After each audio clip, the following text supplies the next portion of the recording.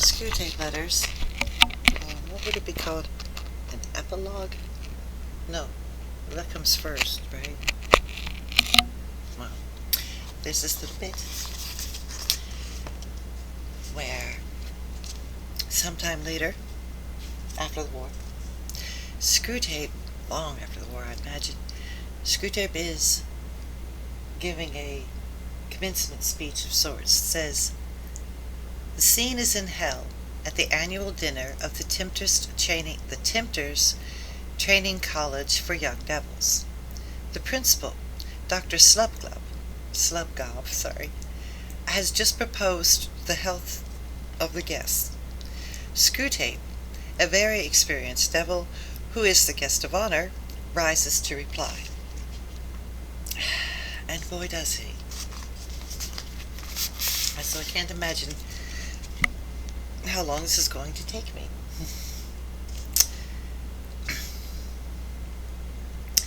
"Mr. Principal, your eminence, your disgraces, my thorns, shadies, and gentle devils. It is customary on these occasions for the speaker to address himself chiefly to those among you who have just graduated, and who will very soon be posted to official tempterships on earth. It is a custom I willingly obey. I will remember with what trepidation I awaited my first appointment. I hope and believe that each one of you has that same unease tonight. Your career is before you. Hell expects and demands, and it should be, as mine was, one of unbroken success. And if not, you know what awaits you. I have no wish to reduce the wholesome and realistic element of terror, the unremitting anxiety, which must act as the lash and spur to your endeavors. How often will you envy the humans their faculty of sleep? Yet at the same time, I should wish to put before you a moderately encouraging view of the strategical situation as a whole. Your dreaded principal has included a speech full of points, something like an apology for the banquet which he has set before us. Well, gentle devils, no one blames him. But it would be vain to deny that the human souls on whose anguish we have been feasting tonight were of a pretty poor quality. Not at all the most skillful cookery of our tormentors could have made them better than insipid. Oh, to get one's teeth on a Fortunata, Henry VIII, or even a Schicklgruber. There's a real crackling there, something to crunch. A rage, an egotism, a cruelty just less robust than our own. It put up a delicious resistance to being devoured. It warmed your very innards when you'd got it down. Instead of this, what we've had tonight? What have we had? There was a municipal authority with gaff sauce. Personally, I could not detect in him the flavor of a really passionate and brutal avarice, such as delighted one in the great tycoons of the last century. Was he not unmistakably a little man? A creature of the petty rake-off, pocketed with some petty joke in private and denied with the stalest platitudes in his public utterances. A grubby little non-entity who had drifted into corruption, only just realizing that he was corrupt, and chiefly because, well, everybody else did it. Then there was the lukewarm casserole of adulterers. Could you find in it any trace of a fully inflamed, defiant, rebellious, insatiable lust? I couldn't. They all tasted to me like undersexed morons who had been blundered or tricked into the wrong beds in automatic response to sexy advertisements, or to make themselves feel modern and emancipated, or to reassure themselves about their virility or their normalcy, or even because they had nothing else to do. Frankly, to me, who have tasted Masalena and Casanova, they were nauseating. Had he done some real harm? I'm sorry. The trade unionist, stuffed with sedition, was perhaps a shade better. He had done some real harm. He had, not quite unknowingly, worked for bloodshed, famine, and the extinction of liberty. Yes, in a way, but what a way! He thought of those ultimate objectives so little. Towing the party line, self-importance, and above all, mere routine were what really dominated his life. But now comes the point. Gastronomically, all this is deplorable. But I hope none of us puts gastronomy first. Is it not, in another and far more serious way, full of hope and promise? Consider first the mere quantity. The quality may be wretched, but we never had souls of a sort in more abundance. And then the triumph. We are tempted to say that such souls, or such residual puddles of what was once soul, are hardly worth damning. Yes, but the enemy, for whatever inscrutable and perverse reason, thought them worthy of trying to save. Believe me, he did. You youngsters who have not yet been active service have no idea with what labor, with what delicate skill, each of these miserable creatures was finally captured. The difficulty lay in their very smallness and flabbiness. Here were vermin so muddled in mind, so passively responsive to environment, that it was very hard to raise them to that level of clarity and deliberateness at which mortal sin becomes possible. To raise them just enough, but not that fatal millimeter of too much. Then, of course, all would possibly have been lost. They might have seen, they might have repented. On the other hand, if they had been raised too little, they would have very possibly have qualified for limbo, as creatures suitable neither for heaven nor hell. Things that, having failed to make the grade, are allowed to sink into a more or less contented subhumanity forever. In each individual choice of what the enemy would call the wrong turning, such creatures are at first hardly, if at all, in a state of full spiritual responsibility. They do not understand either the source or the real character of the prohibitions they are breaking. Their consciousness hardly exists apart from the social atmosphere that surrounds them. And, of course, we have contrived that their very language should be all smudge and blur. What would be a bribe in someone else's profession is a tip or present in theirs. The top of their tempters was first, of course, The job of their tempters was, of course, to harden these choices of the hellward roads into habit by steady repetition. But then, and this was all important, to turn the habit into a principle. A principle the creature is prepared to defend. After that, all will go well. Conformity to the social environment, at first merely instinctive or even mechanical. How should a jelly not conform? Now becomes an unacknowledged creed or an ideal of togetherness. Okay, hold on. Conformity to the social environment, at first merely instinctive or even mechanical. How should a jelly not conform? Now becomes an unacknowledged creed or ideal of togetherness or being like folk.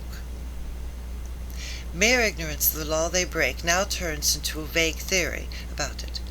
Remember, they know no history, a theory expressed by calling it conventional or Puritan or bourgeois morality.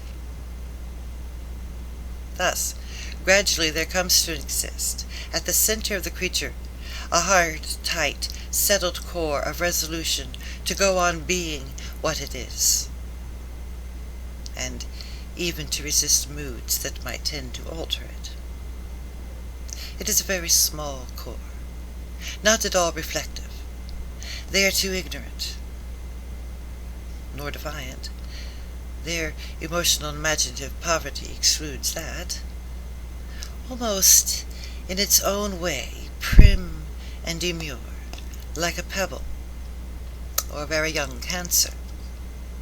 But it'll serve in our turn, it'll serve.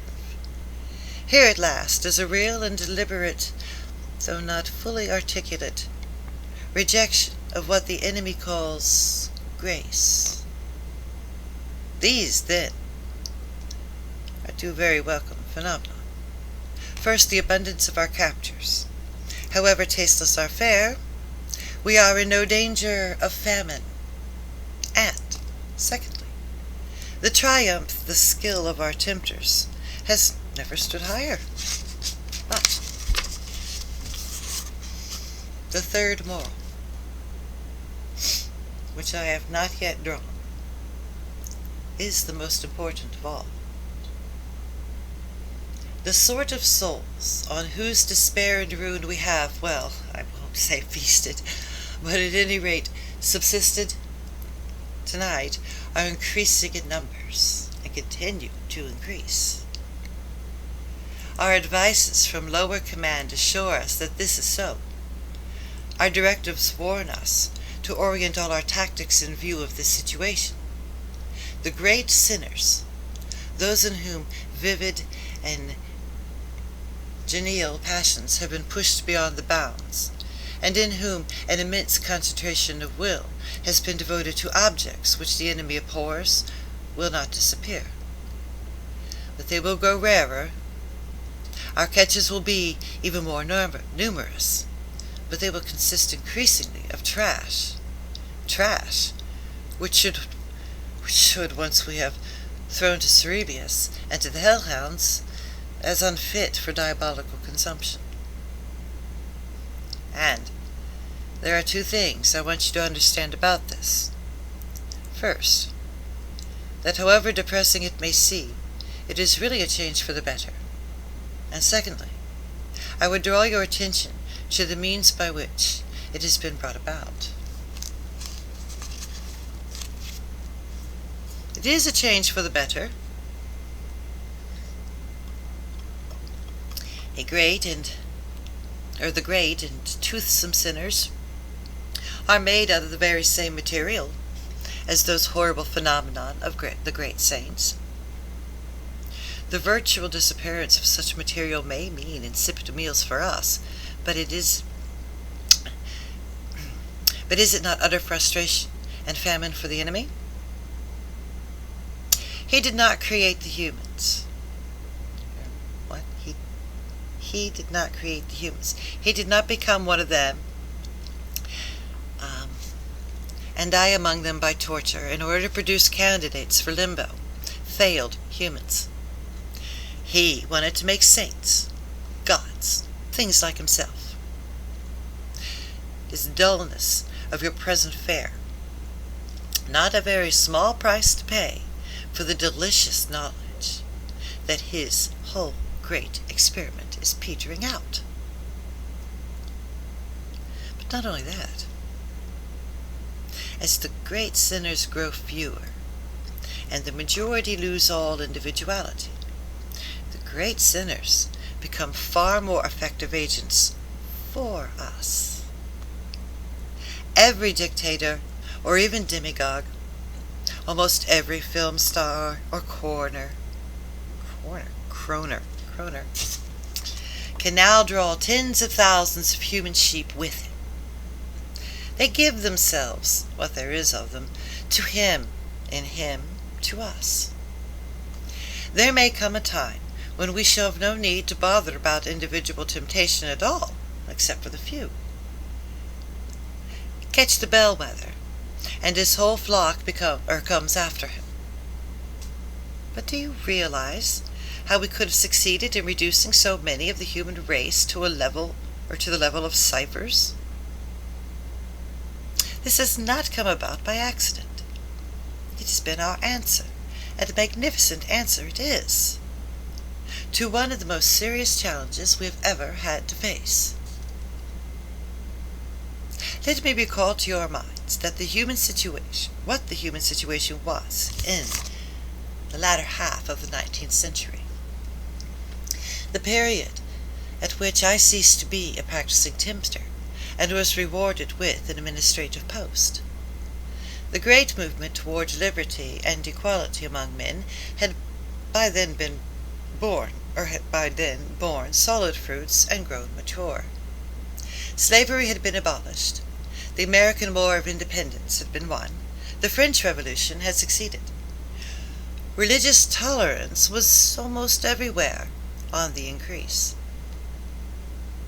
In that moment, there had originally been many elements which were in our favor. Much atheism, much anti-clericalism, much envy and thirst for revenge, even some rather absurd attempts to perceive paganism were mixed in with it. It was not easy to determine what our own attitude should be. On the one hand, it was a bitter blow to us, it still is, that any sort of men who had been hungry should be fed, or any who had worn chains should have them struck off. But, on the other hand, there was in the movement so much rejection of faith, so much materialism, secularism, and hatred, that we felt we were bound to encourage it. But by the latter part of the century, the situation was much simpler, and also much more ominous. In the English sector, where I saw most of my frontline service, a horrible thing had happened. The enemy, with his usual sleight of hand, had largely appropriated this progressive or liberalizing movement and perverted it to his own ends. Very little of its old anti-Christianity remained. The dangerous phenomenon called Christian socialism was rampant. Factory owners of the good old type, who grew rich on the sweated labor, instead of being assassinated by their workpeople, we could have used that, were being frowned upon by their own class. The rich were increasingly giving up their powers, not in the face of revolution and compulsion, but in obedience to their own consciousness. And as for the poor who benefited by this, they were behaving in a most disappointing fashion. Instead of using their new liberties as we reasonably hoped and expected, for massacre, rape, and looting, or even for perpetual intoxication, they were perversely engaged in becoming cleaner, more orderly, more thrifty, better educated, and even more virtuous. Believe me, little devils, gentle devils, in the threat of something like that, a really healthy state of society seemed then perfectly serious. Thanks to our Father below, the threat was averted. Our counterattack was on two levels. On the deepest levels, our leaders contrived to call into full life an element which had been implicit in the movement from its earliest days. Hidden in the heart of this striving for liberty, there was also a deep hatred of personal freedom. That invaluable man Rousseau first revealed it. In his Perfect Democracy, you remember, the only oh, there's a squirrel. Hi, little baby. Aww. I can't even get to my phone for the camera and everything. Aww. Squirrel moments. Oh, my baby. I don't have any cereal. Okay, we'll feed him something later. Bye-bye. Aww. Wait, do you think you can? Not. I'm sure that he's going to leave.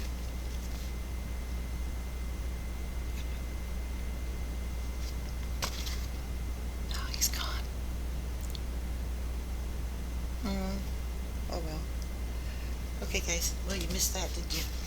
All right. How long is it so far? 20 minutes. I need a little interlude. Perfectly timed little squirrel moment.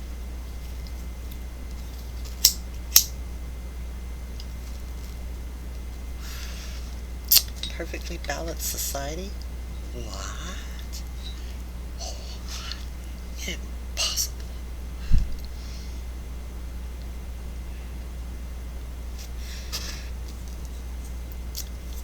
Alright, here we go.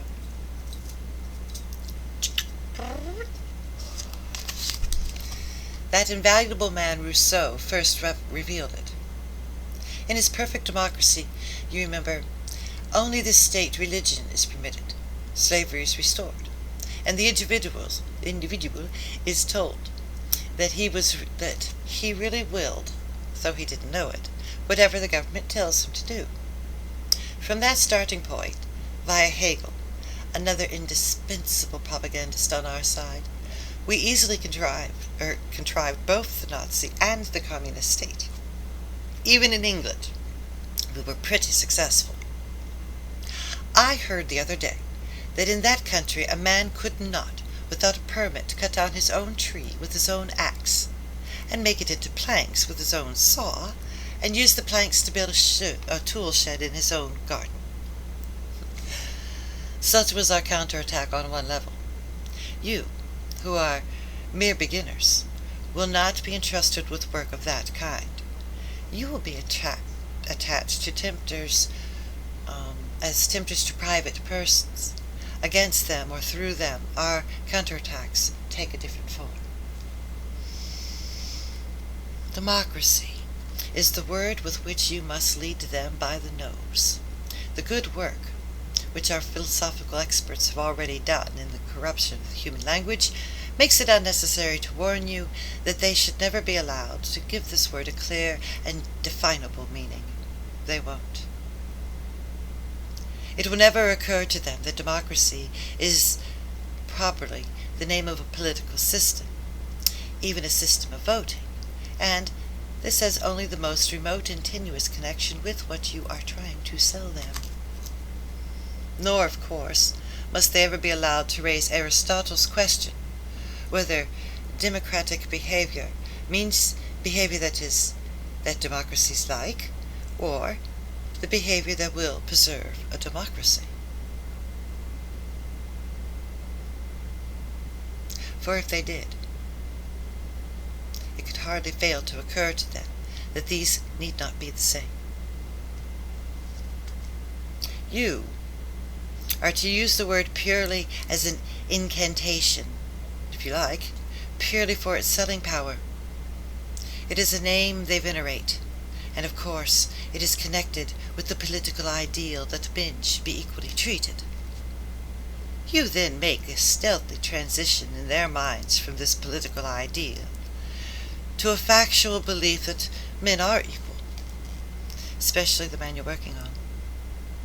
As a result, you use the word democracy to sanction in his thought the most degrading and also the least enjoyable of all human feelings. You can get him to practice not only without shame, but with a positive glow of self-approval, conduct, which, if it undefended by the magic word, would be universally derided. The feeling I mean is, of course, what prompts a man to say, "I'm as good as you." The first and most obvious advantage is that you thus induce him to enthrone at the center of his life a good, solid, resounding lie. I don't mean merely that his statement is false in fact, that he is no more equal to everyone he meets in kindness, honesty, and a good sense than in height or waist measurement. I mean that he does not believe it himself. No man who says, "I am as good as you," believes it. He would not say that if he did. The Saint Bernard never says to the toy dog, nor to the soldier at the dance, nor the scholar to the dunce, nor the employable to the bum, nor the pretty woman to the plain. The claim to equality outside the strictly political field is made only by those who feel themselves to be in some way inferior. What it expresses is precisely the itching, smarting, writhing awareness of an inferiority which the patient refuses to accept, and therefore resents. Yes, and therefore resents every kind of superiority in others, degenerates it, wishes its annihilation.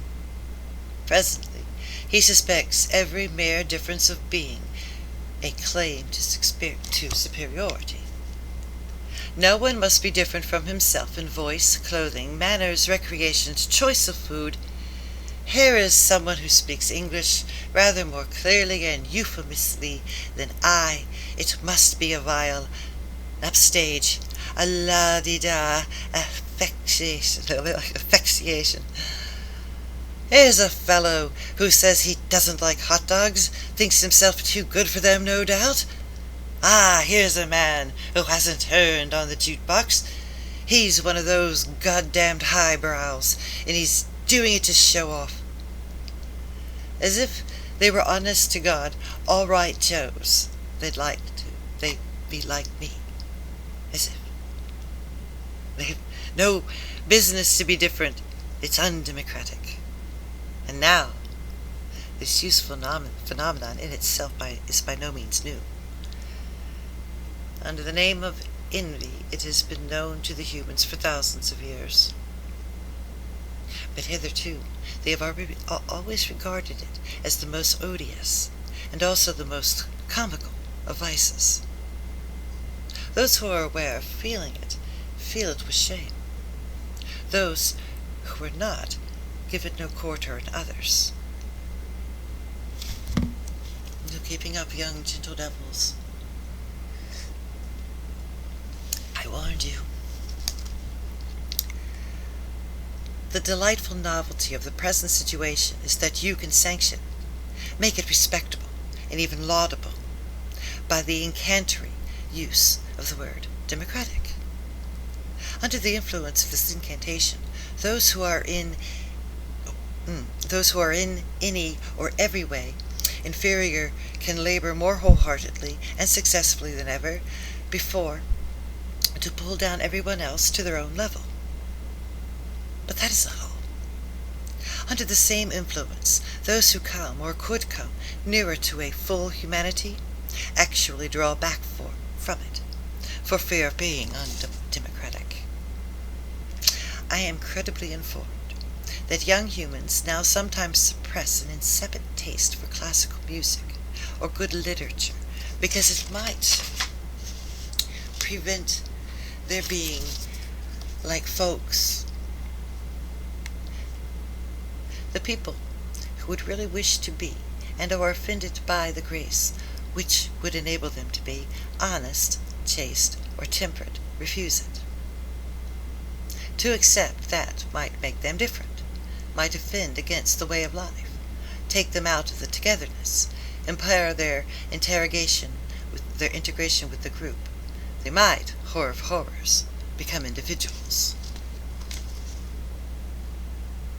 All is summed up in the prayer by which a young female human is said to have uttered recently, "O God, make me a normal 20th century girl." Thanks to our neighbors, this will mean increasingly, make me a minx, a moron, and a parasite.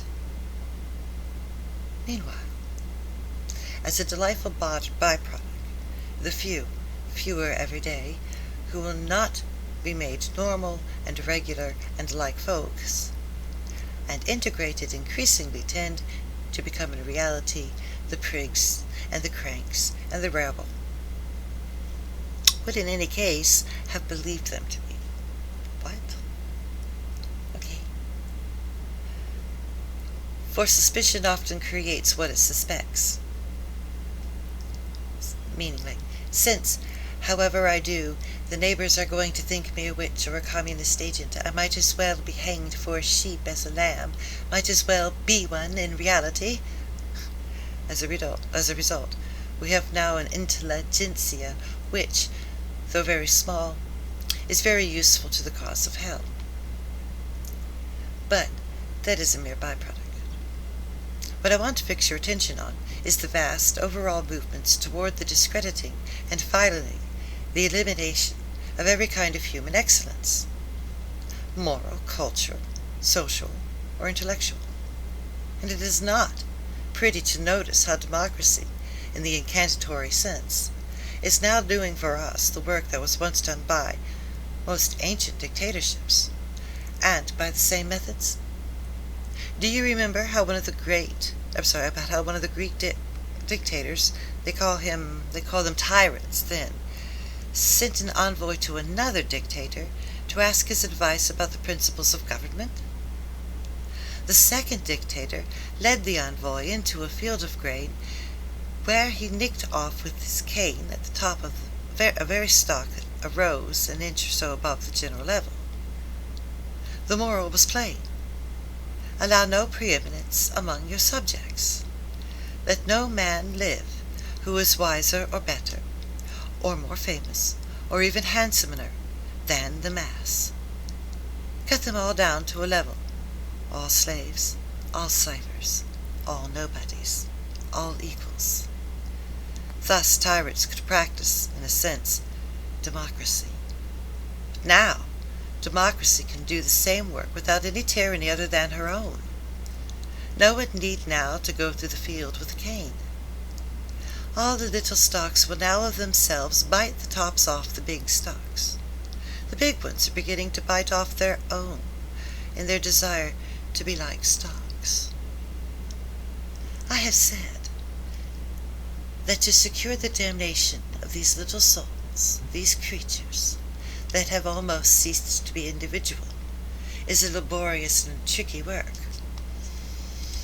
But if proper pains and skill are expended, you could be fairly confident of the result.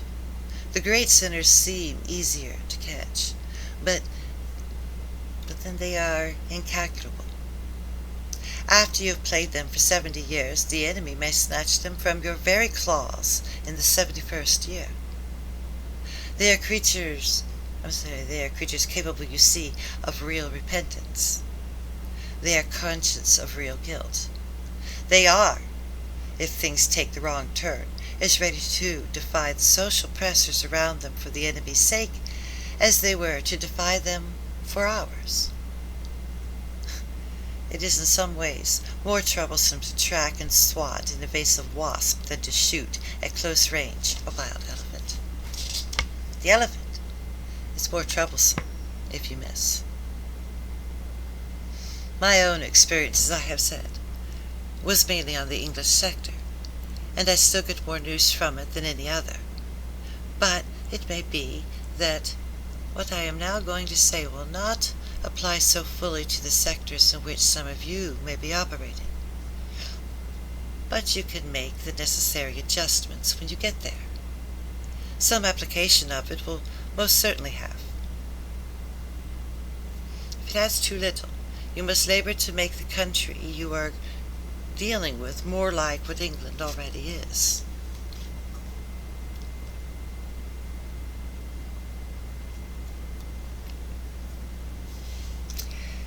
In that promising land, the spirit of "I am as good as you" has already become something more than a generally social influence.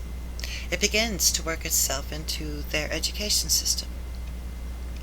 How far its operations there have gone at the present moment, I should not like to say with certainty, nor does it matter.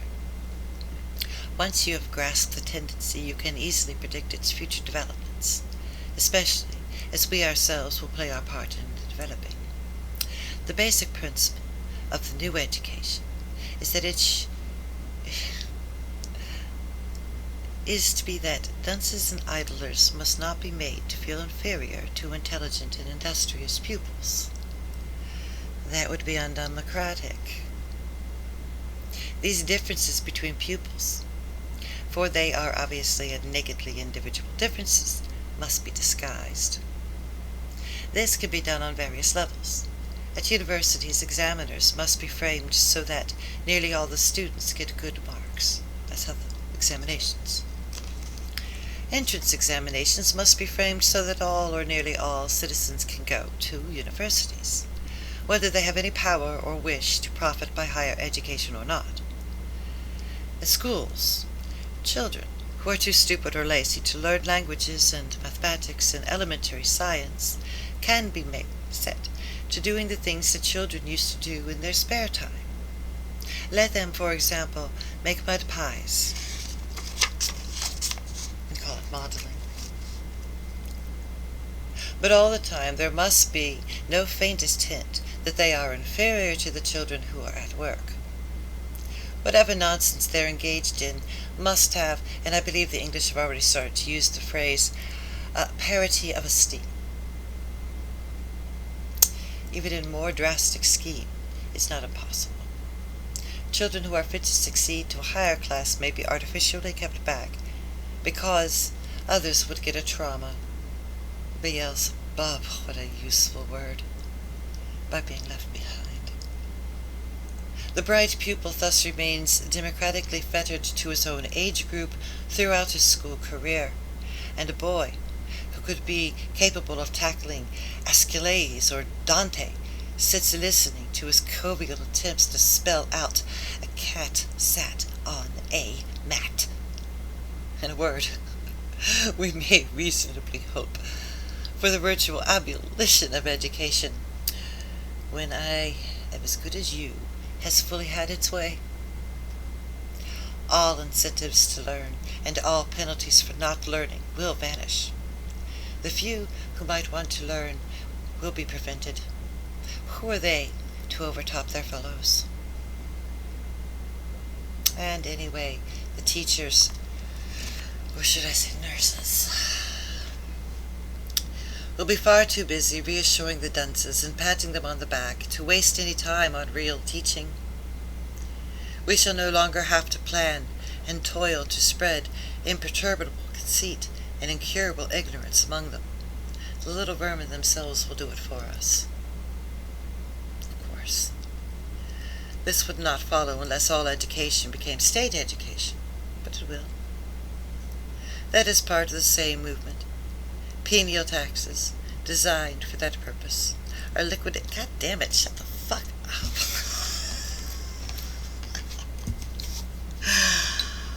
Wait. Okay. Wow. Oh, forgive me for this is a live reading, right? I'm beginning to feel preached at in a way that I would just probably say just that. Wow.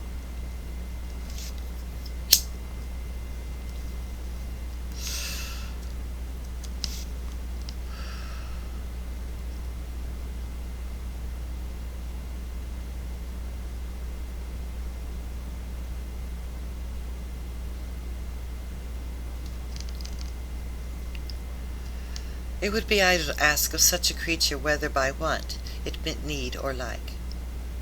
But you had better be clear, for here Aristotle's question comes up again. We in hell would welcome the disappearance of democracy in the strict sense of that word, the political arrangement to be called. Like all forms of government, it often works to our advantage, but on the whole it is less often than other forms.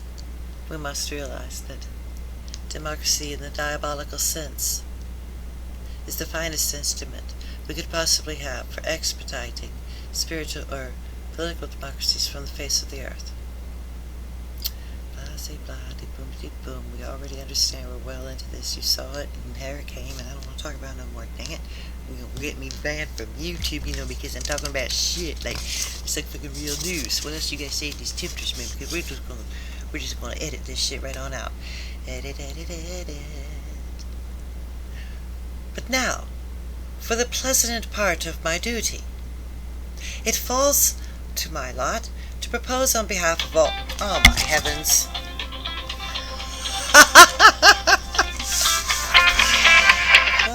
Hey, how you doing? Hey, Oi. Geez, baby's awake now. yeah. I don't know what to do. Can I finish my chapter before we talk? Because Okay. I'm recording, so I'll just set you in my lap. Yeah. It's like the end of the book, and I don't want to make a 2-minute video, you know? Okay. Say hello to your own daughter. Because I'm reading a book. Okay. But now, for the pleasantest part of my duty. It falls to my lot to propose on behalf of the guests the health of Principal Slubgob and the Timters Training College. Fill your glasses. What is this I see? What is this delicious banquet I inhale? Can it be? Mr. Principal, I unsay all my harsh words about the dinner. I see and smell that even under wartime conditions, the college cellar still has a few dozens of the sound old vintage Pharisee. Well, this is like old times. Hold it beneath your nostrils for a moment, gentle devils. Hold it up to the light. Look at those fiery streaks that writhe and tangle in its dark heart. And if they were contending, or as if they were contending. And so they are. You know how this wine is blended? Different types of Pharisee have been harvested, trodden, and fermented together to produce its subtle flavor. Types that were most antagonistic to one another on earth. Some were all rules and relics and rosaries. Others all drab clothes, long faces, and petty traditional absences from wine or cards or the theater. Both had in common their self-righteousness and almost infinite distance between their actual outlook and anything the enemy really is or commands. The wickedness of other religions was really live doctrine in this religion of each. Slander was its gospel, and degradation its litany. How they hated each other up there where the sun shone. How much more they hate each other now that they are forever conjoined but not reconciled. Their astonishment, their resentment at the combination, the festering of their eternally impenitent spite, passing into our spiritual digestion, will work like fire, dark fire. All said and done, my friends, it'll be an ill day for us if what most humans mean by religion ever vanishes from the earth. And it can still send us the truly delicious sins. The fine flower of unholiness can grow only in the close neighborhood of the holy. Nowhere do we tempt so successfully as on that very steps of the altar. Your Eminence, your disgraces, my thorns, shadies, and gentle devils, I give you the toast of Principal Slubgob and the college. That was it. The end. Bye. I have to